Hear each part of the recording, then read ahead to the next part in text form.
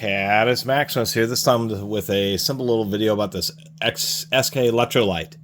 So there's Lectrolite Tools, which was founded somewhere in 1920s, 1930s. They went for a couple decades and then ended up forming what I believe to be a partnership with SK, Sherman Clove.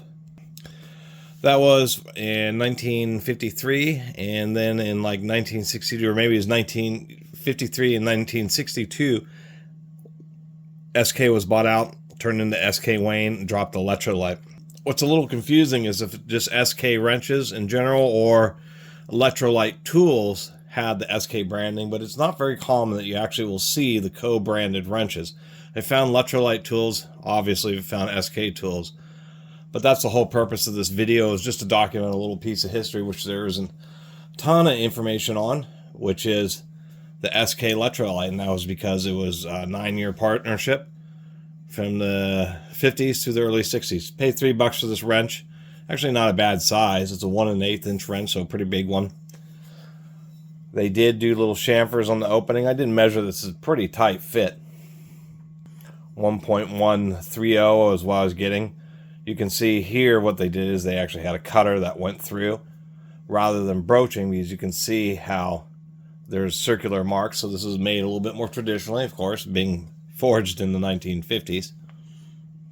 It was cheaper for them to use a circular cutter and basically saw out the wrench opening rather than forging it with like a rough opening and then running a broach through, which is what they do with wrenches, I think, starting probably soon around this time, or some manufacturers are already using that method, but it was just cheaper and simpler to use a circular cutter.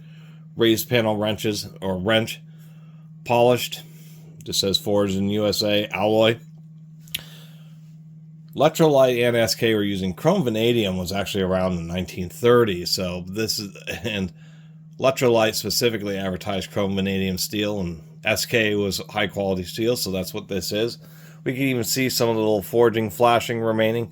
This is one of the things that on more modern wrenches, they actually do a little bit better job of sanding this little bit of flashing away, but it's still kind of neat to see, just showing the general